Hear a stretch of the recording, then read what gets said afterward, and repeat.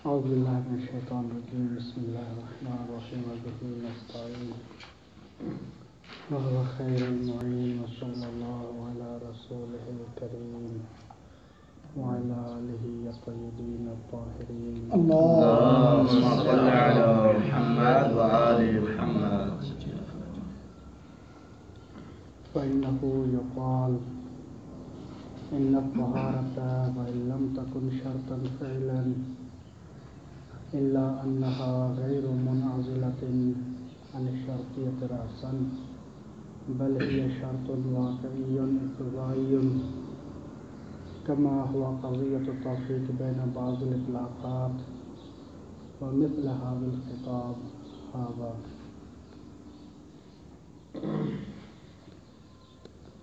بحث میں ہماری استصحاب کے ادلہ اور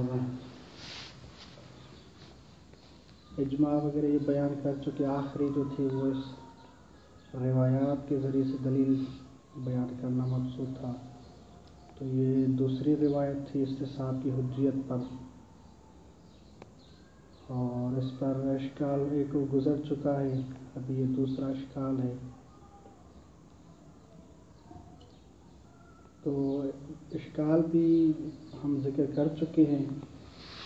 اشکال والوں نے کہا تھا کہ ایھا الاخ ابن الخراسانی کہ آپ جو ہیں احراز و طہارت کو شرط قرار دے رہے ہیں، نہ کہ طہارت کو، طہارت واقعیہ کو. اگر ایسی بات ہے تو جو طہارت واقعیہ اس شخص کو جو حاصل ہے تو آپ اسی میں استصحاب کیوں جاری کرتے ہیں؟ استصحاب جاری کیا جاتا ہے یا حکم میں یا موضوع حکم میں.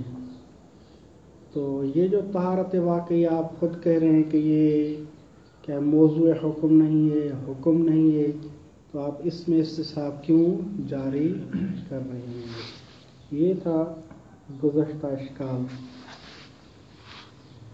اب ہم دو جواب دیتے ہیں.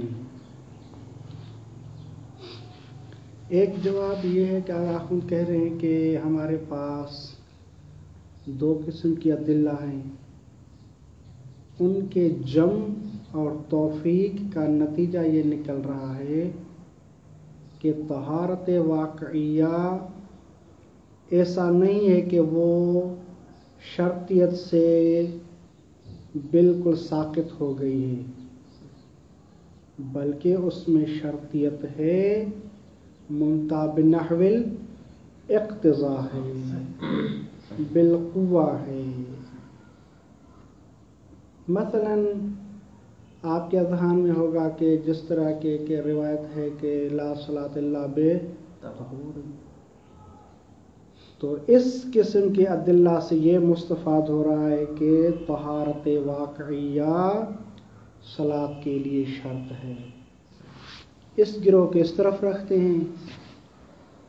اب یہ جو امام علیہ السلام ابھی اس حدیث و مثل ان حدیث جو امام نے کہا ہے کہ لأنک کنت لا طہارت من یقین من طہارتک فشککت فلیس ینبغی لک ان تنقض الیقین الی آخرہ، تو اس سے مستفاد یہ ہے کہ امام کا انہ طہارت ظاہریہ کو بھی کیا قرار دے رہے ہیں کہ یہ صلاۃ کے لیے کافی ہے. ٹھیک،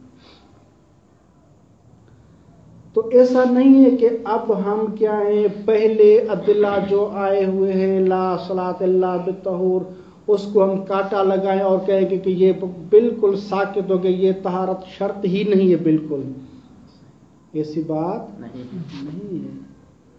اگر کوئی شخص طہارت واقعیہ حاصل کرتا ہے اور اسی کے ساتھ نماز پڑھتا ہے، ایسا نہیں ہے کہ آپ کیا ہے صلاۃ کے لیے واجد طہارت نہیں ہے، واجد شرط نہیں ہے. نہیں، یہ ہے منتہا اس کی حیثیت یہ ہو جائے گی کہ ان کو اقتضائی یا بالقوہ سے تعبیر کیا جاتا ہے. ایک تقریب ذہنی کی خاطر فقط اگر مولا کہے کہ اذا خفی الاذان فقصص. پھر دوسری مرتبہ کہے کہ اذا خفی الجدران فقصص. ٹھیک. تو جو پہلے مثلا شرط متحقق ہوگی فعلیت اسی کو حاصل ہوگی، دوسری بالقوا کے درجے میں اور اقتضا کے درجے میں رہ جائے گی. ایسا نہیں ہے کہ وہ شرطیت سے خارج ہو گئی، نہیں، بالفعل جو متحقق ہوئی وہی شرطیت اس کے لیے شمار ہوگی، بالفعل وہی ہوگی. تو یہاں بھی ایسی صورتحال، ایسا نہیں ہے کہ وہ طہارت کیا ہے واقعی وہ بالکل سرے سے ہی طہارت شرط سے خارج ہے، نہیں، اس میں شرط ہے منتہا اقتضا کی حد تک ہے. اب چونکہ اس روایت وغیرہ میں جو ہے وہ طہارت ظاہریہ ہے، استصحاب کیا ہے طہارت کا، تو بالفعل یہی شرط ہے صلاۃ کے لیے. اگر کوئی شخص استصحاب نہیں کرتا، خود کپڑا کیا ہے دھو کے مثلا بیٹھا ہوا ہے یا بدن کو مثلا پاک رکھا ہوا ہے، تو یہی طہارت واقعہ صلاۃ کے لیے کیا شرط ہوگی، تو بالفعل وہ ہوگی. تو بالفعل ہم دیکھیں گے. اب بالفعل ابھی ہمارے اس صورت میں کیا ہے، یہی طہارت جو استصحاب کیا ہوا ہے، یہی احراز و طہارت کیا ہوگا، وہ شرط ہوگا اور وہ مرحلے اقتضا میں آ جائے گی. دوسرا جواب آگاہ خون دے رہے ہیں کہ بس اوقات یوں ہوتا ہے کہ ایک شرط مرکب ہوتی ہے دو چیزوں سے، دو سے زیادہ چیزوں سے. تو ایسا نہیں ہے کہ حتماً و جزماً کیا ہے ہم اس میں استصحاب جاری کریں کہ جو بنفس نفیس خود شرط ہو، موضوع ہو، ایسا نہیں، بلکہ اگر جزء شرط ہو تو پھر بھی ہم اس میں استصحاب جاری کر سکتے، کوئی حرج نہیں ہے. تو فیما نانفی میں بھی کیونکہ ہماری جو شرط ہے صلاۃ کے لیے وہ احراز و طہارت ہے، تو اس طہارت واقعہ کو احراز کرنا ہے، چاہے حقیقتاً یا تعبداً. تو ہم کیا ہے اس طہارت واقعہ وہ منازل نہیں ہے، اسی کو ایک حصہ ہے، ایک جز ہے، لہذا اس جز میں بھی ہم استصحاب جاری کر سکتے ہیں. اس کی شروعات والوں نے جو مثالیں دی ہوئی ہیں، مثال کے طور پر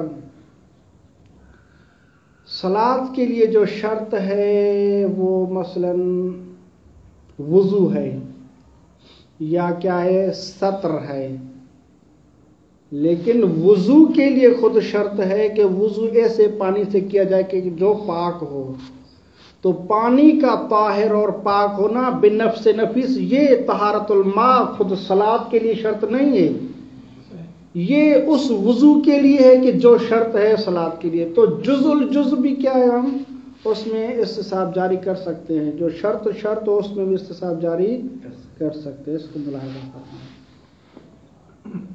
فَإِنَّهُ يُقَالُ، تو آپ کے اشکال کے جواب میں یوں کہا جائے گا کہ ان الطہارۃ وَإِن لَمْ تَكُنْ شَرْطًا فِعْلًا، طہارت واقعیہ اگرچہ وہ فعلاً شرط نہیں ہے، ہم اس کی فعلیت شرطیت سے ہاتھ اٹھا رہے ہیں کہ وہ فعلاً شرط نہیں ہے. الا مگر انہا، یہ جو طہارت واقعیہ ہے ایسا بھی نہیں ہے کہ وہ بالکل کیا ہے منعزل اور ساکت ہو جائے، غیر منعزلۃ عن شرطیت راسن، وہ شرطیت سے بالکل ساکت بھی نہیں ہے. بل ہی، یہ جو طہارت واقعیہ ہے شرط واقعی اقتضائی، کما ہوا قضیۃ التوفیق بین بعض الاطلاقات، جس طرح کہ ہوا شرط واقعی اقتضائی ہونا طہارت واقعہ کے لیے. یہ ہم اپنی طرف سے نہیں کہہ رہے کہ یہ طہارت کا شرط واقعی اقتضائی ہونا یہ تقاضا ہے جم بندی کا، توفیق کا، بین بعض الاطلاقات، جس طرح کہ لا صلاۃ الا بالطہور ہے. ومثل هذا الخطاب، یہی جو روایت ثانیہ آپ کی خدمت میں عرض کر چکی ہوں، ان قسم کے ادلہ اور اطلاقات کو جب جم کرتے ہیں تو اس کا نتیجہ یہ نکلتا ہے کہ طہارت واقعیہ بھی شرط ہے، منتہا اس میں اقتضا ہے. ہاں، یہ پہلا جواب آپ اخذ کر لیں. مع کفایت کونہا من قیود شرط. دوسرا جواب یہ ہے کہ طہارت واقعیہ کا قیود شرط ہونا یہ کافی ہے. یعنی خود بالنفس نفیس شرط مستقل نہ بھی جان لیں، لیکن ایک شرط کا اس کی قید ہے، اس کا جز ہے، پھر بھی اس میں استصحاب جاری کر سکتے ہیں. من قیود شرط ہے، من قیود شرط کہیں یا من جز شرط کہیں ایک ہی بات ہے. حیث انہو کان احرازها، وہ اس وجہ سے کہ کان احرازها طہارت کا احراز کرنا، بخصوص طہارت خود طہارت کا یعنی احراز کرنا، لا غیرہا نہ کہ کسی اور چیز کا طہارت کے علاوہ، یہ احراز و طہارت شرط ہے. تو لہٰذا ہم طہارت واقعہ کا احراز کرنا تو طہارت واقعہ کا ایک حصہ ہے، ایک جز کے طور پر ہے، تو ہم اسی میں استصحاب جاری کریں گے. تو پہلے اور دوسرے جواب میں تھوڑا اتنا فرق ہوگا کہ پہلے جواب میں ہم طہارت کو مستقل طور پر شرط جانتے ہیں، منتہا وہ مرحلے اقتضامی ہے، اور دوسرے جواب میں یہ ہے کہ وہ جزء شرط ہے. لا یقال. اب ایک اور اشکال ہے. وہ اشکال والے کہتے ہیں کہ دیکھیں آپ کی بات ہم نے تسلیم کر لی ہے تھوڑی لحظات کے لیے کہ احراز و طہارت کیا ہے، شرط ہے، جیسے آگاہ خود آپ کہہ رہے ٹھیک ہے، اور طہارت واقعہ وہ شرط نہیں ہے. تو امام علیہ الصلوۃ والسلام سے جب پوچھا گیا کہ مولا اس نے صلاۃ کے بعد دیکھا ہے کہ اس کا کپڑا وہی اسی نجاست کے ساتھ تھا، تو آیا نماز کیا کرے؟ تو امام نے کہا کہ لا تعید، آپ اس کا اعادہ نہیں کریں گے. علت کیا تھی؟ علت یہی تھی کہ امام نے بتایا کہ لِأَنَّكَ كُنْتَ لَا يَقِينِ مِنْ طَهَارَتِكَ، کیونکہ آپ طہارت کے بارے میں یقین کی حالت میں تھے. تو اگر آپ کی بات کو تسلیم کریں کہ صلاۃ کے لیے جو شرط ہے وہ احراز و طہارت ہے، تو امام کو چاہیے تھا کہ امام یوں تعبیر کرتے کہ لِأَنَّكَ أَحْرَزْتَ نَفْسَكَ عَلَىٰ طَهَارَتِكَ، کیونکہ آپ نے احراز کیا ہوا تھا اپنے آپ کو طہارت پر، لہذا آپ اعادہ نہ کریں. آپ امام علیہ السلام نے احرزت نہیں کہا.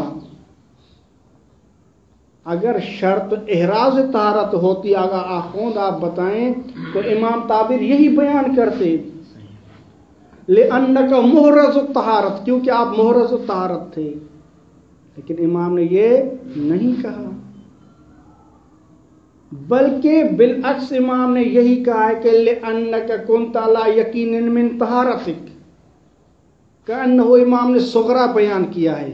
وَكُلُّ مَنْ كَانَ عَلَىٰ يَقِينٍ مِّن طَهَارَتِهِ فَشَكَّ فَهُوَ مُتَطَهِّرٌ فَأَنْتَ مُتَطَهِّرٌ تَعَبُّدًا مثلاً.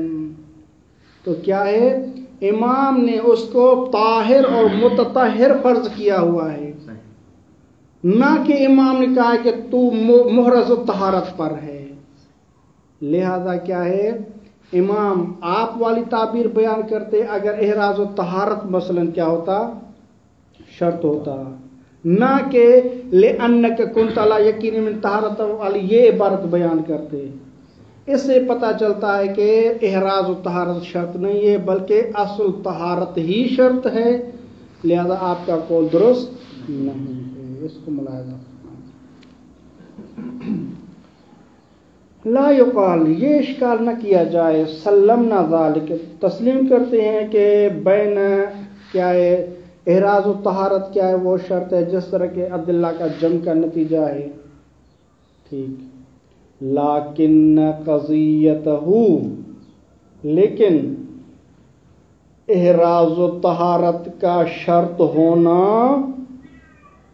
جس طرح کہ آپ کا مدعا یہی ہے کہ احراز و طہارت شرط ہے، لیکن قضیتہ احراز و طہارت کا پھر تقاضا کیا بنے گا؟ اگر احراز و طہارت شرط ہے تو امام اپنے الفاظ میں احراز و طہارت کو بیان کرتے، لیکن قضیت ان یکون علت عدم الاعادہ، کیونکہ امام نے علت الاعادہ، آپ اعادہ نہ کریں، عدم الاعادہ کی کیا علت بیان کی ہے؟ لأنک کنت لا یقین من طہارتک، یہ علت بیان کی ہے، تو یہ بیان نہیں کرنا چاہیے تھا، بلکہ لأنک احرزت طہارت کہنا چاہیے تھا۔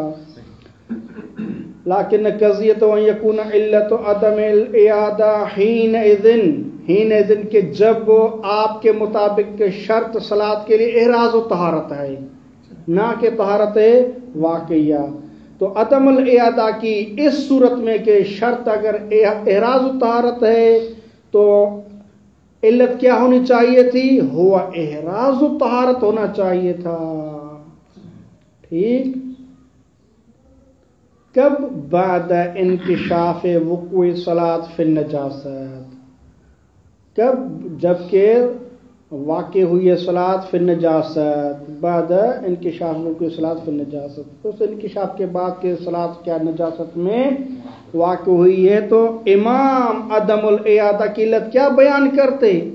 وہ آپ والی شرط بیان کرتے، ہوا احراز و طہارت کہتے، حال الصلاۃ باستصحابها، استصحاب طہارت کے ذریعے سے، اور امام یہی کہتے کہ چونکہ آپ نے استصحاب کے ذریعے سے طہارت کو احراز کیا ہوا ہے، آپ محرز و طہارت ہیں، لہذا احراز و طہارت ہی صلاۃ کے لیے شرط ہے، اور وہ آپ نے حاصل کر لی ہے۔ لا طہارت المحرزۃ بالاستصحاب، پھر امام کیا ہے؟ وہ اس طہارت کو بیان نہ کرتے جو کہ محرز شدہ ہے استصحاب کے ذریعے سے، لأنک کنت علی یقین من طہارتک، اس طرح کے الفاظ امام بیان نہ کرتے، بلکہ آپ والی تعبیر استعمال کرتے، جبکہ ہم دیکھتے ہیں کہ امام علیہ الصلوۃ والسلام اپنی تعبیر میں لأنک کنت علی یقین من طہارتک والے الفاظ استعمال کر رہے ہیں، نہ کہ لأنک احرزت والے الفاظ ادا کر رہے ہیں۔ مع ان قضیت التعلیل، حالانکہ امام علیہ الصلوۃ والسلام کی جو تعلیل کا تقاضا ہے، ان تکون العلت لہو، ان تکون العلت لعدم وجوب الاعادہ، کہ اعادہ واجب نہیں ہے، اس کی علت تعلیل میں کیا ذکر ہوئی ہے؟ یہ نفس طہارت ذکر ہوئی ہے تعلیل میں، لأنک کنت علی یقین من طہارتک، لا احراز حال، نہ کہ احراز طہارت کیا ہے وہ علت بیان ہوئی ہے تعلیل میں۔ یہ کیسے؟ کہتے ہیں کہ وہ اس طرح میں ہم آپ کو صغرا کبرا کے طور پر بیان کر رہے ہیں۔ ضرورت ان نتیجۃ قولہ، امام علیہ الصلوۃ والسلام کے اس قول کا نتیجہ، لأنک کنت علی یقین من طہارتک فشککت، یہ کہ انہ بمثابۃ صغرا ہے، وکل من کان علی یقین من طہارتہ فشک فہو متطہر فانت متطہر، تو امام نے اس کو طاہر ثابت کیا ہے، نہ کہ محرز طہارت ثابت کیا ہے۔ ان نتیجۃ قولہ، قول الامام علیہ الصلوۃ والسلام، کون سا قول؟ یہی کہ لأنک کنت علی یقین من طہارتہ، اس کا نتیجہ کیا بن رہا ہے؟ انہ علی الطہارت، کیا وہ شخص طہارت پر ہے، یعنی وہ متطہر ہے، لا انہ مستصحبها، ایسا نہیں ہے کہ وہ طہارت کے استصحاب پر ہے، نہیں، امام نے اس کو خود بنفس نفیس طاہر اور متطہر سمجھا ہے، یہی ثابت کیا ہے، نہ کہ مستصحب طہارت فرض کیا ہے، لا انہ مستصحب طہارت کما لا یخفی۔ فإنہ یقال، یہ اشکال تھا، اور اس کا جواب آغا اخوند دو دے رہے ہیں، کہہ رہے ہیں کہ دیکھیں امام علیہ الصلوۃ والسلام جو جواب دے رہے ہیں، ایک عجیب، آخر میں روایت کا نکلے کا عجیب، یعنی وہ نکل رہا ہے نتیجہ۔ آغا خون کہہ رہے ہیں کہ دیکھیں امام نے کہا کہ لا توعید، آپ اعادہ نہ کریں. کیوں لا توعید، کیوں ہم مثلا کیا اعادہ نہ کر لیں؟ امام جواب دے رہے ہیں کہ لِأَنَّكَ كُنْتَ عَلَى يَقِينٍ مِّن طَهَارَتِكَ فَشَكَّكْتَ. تو اس مقطع کو امام احتمال ہے کہ اس لحاظ سے اس کو تصور کیا ہے، اور ممکن ہے کہ اس دوسرے لحاظ سے اس کو ملحوظ کیا ہے. دو ہم لحاظ یہاں ذکر کرتے ہیں. ایک یہ ہے کہ مثلا امام بعد الانکشاف، جب جیسے نماز اس نے ختم کر لی ہے اور اپنے کپڑوں پہ وہ نجاست دیکھی ہے، تو امام اسی حالت کو ملاحظہ کرتے ہوئے امام یہ تعبیر بیان کرتے کہ لِأَنَّكَ كُنْتَ عَلَى طَهَارَةٍ مِّن يَقِينٍ مِّن طَهَارَتِكَ، اسی حالت کو، یعنی حال بعد انکشاف الخلاف، بعد میں جب انکشاف ہوا کہ یہ تو طہارت پر نہیں تھا بلکہ یہ نجاست کی حالت میں تھا، اس کو مد نظر رکھتے ہوئے لا توعید کہا ہے اور اس کی علت یہ بیان کر رہے ہیں. ایک یہ صورتحال ہے. ایک یہ احتمال ہے کہ امام علیہ الصلوۃ والسلام یہ کہنا چاہتے ہیں کہ امام کو یہ مد نظر رکھے ہوئے بیان کر رہے ہیں کہ قبل دخول فی الصلاۃ، اس کو یعنی دیکھ رہے ہیں قبل دخول الصلاۃ اور الی آخر الصلاۃ، یعنی وسط الصلاۃ بھی اس میں شامل ہے. اس کو امام ملاحظہ رکھے ہوئے ہیں. تو ان دو احتمالات میں سے امام نے جو کہا کہ لا توعید لِأَنَّكَ كُنْتَ عَلَى يَقِينٍ مِّن طَهَارَتِكَ، یہ مقطع آغا آخوند کہہ رہے ہیں کہ ممکن اور احتمال ہے کہ اس بعد الانکشاف والی صورت کو مد نظر رکھتے ہوئے امام نے یہ تعلیل بیان کی ہے، اور احتمال ہے کہ قبل دخول فی الصلاۃ یا فی الصلاۃ کو مد نظر رکھتے ہوئے اس کو بیان کیا، اس تعلیل کو. تو اب دو احتمال ہیں. آغا آخوند کہتے ہیں کہ ہمارے نزدیک جو ترجیح ہے جس کو، وہ قبل الانکشاف والی حالت ہے. امام قبل الانکشاف والی حالت کو مد نظر رکھتے ہوئے یہ تعلیل بیان کریں لِأَنَّكَ كُنْتَ عَلَى يَقِينٍ مِّن طَهَارَتِكَ. آغا آخوند یہ تو مدعا ہے، اس کے لیے دلیل کیا ہے؟ آغا آخوند کہہ رہے ہیں کہ امام نے جو یہ تعلیل بیان کی ہے اس میں دو وجوہات کی بنا پر تعلیل بیان کی ہے. ایک یہ ہے کہ استصحاب حجت ہے، ٹھیک، وہ اس وجہ سے کہ امام کا امام ایک قاعدہ دے رہے ہیں، ایک کلیہ دے رہے ہیں کہ استصحاب حجت ہے، کیونکہ پہلے پہل آپ کیا ہے طہارت کے بارے میں یقین کی حالت میں تھے، پھر آپ کو ظن اور شک ہوا ہے، پھر آپ اس یقین کو نہ توڑیں، ٹھیک، آپ اس یقین کو باقی رکھیں، لہذا آپ کے لیے جائز ہے، استصحاب آپ کے لیے حجت ہے، آپ استصحاب کے ساتھ صلاۃ میں داخل ہو سکتے ہیں. یہ امام علیہ الصلوۃ والسلام کیا ہے کہنا چاہتے ہیں. ٹھیک. دوسری بات یہ، اگر ہم آپ کی بات کو مان لیں کہ امام علیہ الصلوۃ والسلام نے جو لحاظ کیا ہے، جو ملحوظ کیا ہے، وہ بدل انکشاف مد نظر رکھتے ہوئے یہ کلمات ادا کیے لِأَنَّكَ كُنْتَ عَلَى يَقِينٍ مِّن طَهَارَتِكَ، تو ہم ان کلمات کو دیکھتے ہیں اور اس حالت کو دیکھتے ہیں. بدل انکشاف تو یقین ہے کہ اس کے کپڑے نجس ہیں، تو یہ کیسے ہو سکتا ہے کہ امام علیہ الصلوۃ والسلام یہ کہیں کہ لِأَنَّكَ كُنْتَ عَلَى يَقِينٍ مِّن طَهَارَتِكَ فَشَكَّكْتَ؟ یہ نقض الیقین بشک نہیں ہے بلکہ نقض الیقین بالیقین ہے. تو اصلاً یہاں بعد الانکشاف امام کی جو تعلیل ہے، جو کیا مقولہ اور یہ مقطع ہے، یہ اس بعد الانکشاف کے ساتھ اصلاً سازگار نہیں ہے، لہذا ہو ہی نہیں سکتا کہ امام بعد الانکشاف کو مد نظر رکھتے ہوئے یہ کلام کیا ہو، بلکہ امام علیہ الصلوۃ والسلام قبل الانکشاف یہ اس کو تعلیل بیان کی ہے، اور استصحاب کو کیا گردانا ہے کہ یہ حجت ہے.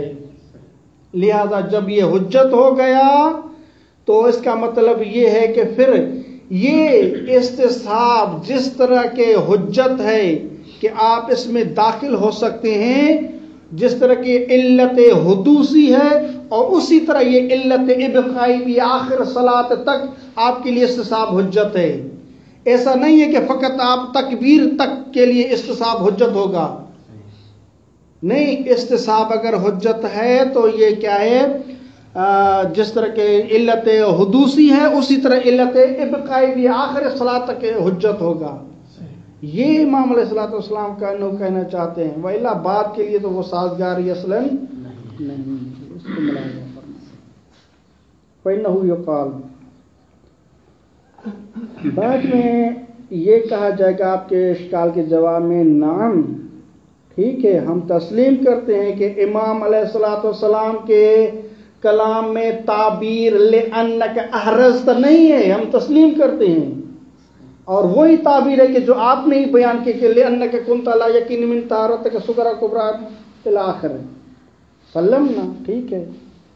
ولیکن التعلیل، لیکن امام علیہ الصلوۃ والسلام کی جو تعلیل ہے لأنک کنت لا یقین من طہارتک الی آخر ہی، اس تعلیل کو ہم دو کیا ہیں لحاظ سے دیکھیں گے، قبل الانکشاف و بعد الانکشاف، دونوں احتمالات ہیں، لیکن آگاہ کو کہتے ہیں ہمارے نزدیک جو تعلیل ہے انما ہوا بلحاظ حال قبل انکشاف الحال، قبل انکشاف الحال یعنی ابھی اس نے صلاۃ ختم نہیں کی ہے، اس سے پہلے کی حالت کو امام نے مد نظر رکھتے ہوئے یہ تعلیل بیان کی ہے۔ وہ کیوں بیان کی ہے؟ لنقطۃ التنبیہ، ایک تنبیہ کے نقطے کی وجہ سے، وہ یہ تنبیہ کرنا چاہتے ہیں امام کہ علی حجیت الاستصحاب، کہ استصحاب کیا ہے، حجت رکھتا ہے، وَأَنَّهُ كَانَ هُنَاكَ استصحابًا، اور قبل الانکشاف اس کے لیے استصحاب تھا، لأنك كنت لا یقین میں طہارت کو، پہلے آپ طہارت کے بارے میں تھے، پھر شک کیا ہے، تو یہ پورا کیا استصحاب کی کیا ہے وہی مورد بن رہا ہے، وَأَنَّهُ كَانَ هُنَاكَ استصحاب مع وضوح استلزام ذلك لأن يكون المجدي بعد الانکشاف هو ذاك الاستصحاب، اور فقط یہ نہیں ہے کہ امام علیہ الصلوۃ والسلام استصحاب کی حجیت بتانا چاہتے ہیں، بلکہ وہ جو امام علیہ الصلوۃ والسلام نے کہا کہ لا تعید، اس لا تعید کے لیے بھی یہی سازگار ہے کہ استصحاب پر تھے، اور استصحاب جس طرح کہ یہ علت حدوثی ہے اسی طرح علت ابقائی بھی ہے، اور اس عدم اعادہ کے لیے مجدی یہی ہے کہ آپ استصحاب پر تھے، اسی کو بیان کرنا چاہتے ہیں۔ وضوح اور واضح سی بات ہے، استلزام ذالک، اس امام علیہ الصلوۃ والسلام کی جو تعلیل کا لازمہ ہے لأنک کنت لا یقین من طہارتک، اس کا لازمہ کیا بن رہا ہے، لأن یکون المجدی، جو چیز مجدی اور مفید ہے، بعد الانکشاف، انکشاف کے بعد جو چیز مجدی ہے، ہوا ذاک الاستصحاب، وہ وہی استصحاب ہے جو پہلے اس نے جاری کیا تھا اور اس کے لیے حجت تھا، جس طرح کے علت حدوثی تھا اسی طرح علت ابقائی بھی تھا، یہی استصحاب اس کے لیے مجدی ہے، بعد الانکشاف بھی، یعنی انکشاف جیسے پتہ چلا کہ اس کی پوری صلاۃ نجاست کے ساتھ گزری ہے، تو امام نے کہا کہ لا تعید، اب لا تعید کے سازگار بھی یہی استصحاب بن رہا ہے، لأن یکون المجدی، جو چیز مجدی اور فائدہ مند ہے اس انکشاف کے بعد، ہوا ذاک الاستصحاب للطہارت، وہ طہارت مجدی نہیں ہو سکتی کیونکہ بعد الانکشاف وہ طاہر نہیں ہے، طہارت حاصل نہیں ہے اسے، ٹھیک۔ وَإِلَّا ہے کہ آخر نے کہا کہ تعلیل جو امام نے بیان کی ہے وہ کس چیز کو مد نظر رکھتے ہوئے کی ہے، انما ہوا بلحاظ حال قبل انکشاف الحال بیان کی ہے، کون سی تعلیل، لأنک کنت لا یقین من طہارتک، وَإِلَّا اگر ہم آپ کی بات تسلیم کر لیں کہ یہ جو تعلیل امام ہے وہ بعد الانکشاف ہے، قبل الانکشاف نہیں ہے، کیونکہ قبل الانکشاف ہمارا مدعا ہے، اگر آپ کی بات مان لیں کہ یہ قبل الانکشاف نہیں ہے، یہ بعد الانکشاف کے لیے تعلیل ہے، تو لما کانت العیادۃ نقضا للیقین، بے شک نہیں ہوگا یہ، بلکہ یہ عیادہ نقضا للیقین بالیقین ہو جائے گا، اور یہ وَإِلَّا لَمَا كَانَتِ الْعِيَادَةُ نَقْضًا، یہ نقضاً لِلْيَقِينِ بے شک نہیں ہوگا۔ امام نے کہا کہ لِأَنَّكَ كُنْتَ لَا يَقِينُ مِنْ طَهَارَتِكَ فَلَيْسَ يَنبَغِي لَكَ أَن تَنْقُضَ الْيَقِينَ بِشَكٍّ، آپ کو نہیں چاہیے کہ آپ یقین کو شک کے ذریعے توڑیں۔ اگر بعد الانکشاف ہوگا تو یہ نقض الیقین بے شک نہیں ہے، یہ نقض الیقین بالیقین ہے۔ لما كانت العیادۃ نقضا کما عرفت فی الاشکال، کما عرفت فی الاشکال الاول، اس کو ملاحظہ کریں، جو پہلا اشکال تھا ثم انہ اشکل علی الروایت، اس کے بعد اشکال کیا گیا ہے روایت پر۔ اس کو اگر آپ عبارت آپ کو مل گئی تو دیکھیں، ثم انہ اشکل علی الروایت بان الاعادہ بعد انکشاف وقوع الصلاۃ فی النجاست لیست نقضا للیقین بالطہارۃ بشک فیہا بل بالیقین بارتفاعها، وہ یہ کہ یعنی بعد الانکشاف دیکھیں تو وہ نقض الیقین بشک نہیں ہے، بلکہ وہ نقض الیقین بالیقین ہو جاتا ہے۔ لہذا احسن یہی ہے کہ امام کی جو یہ تعلیل ہے یہ قبل الانکشاف ہے، ثم انہو کے بعد انشاءاللہ کل پڑھیں گے۔ اللهم صل على محمد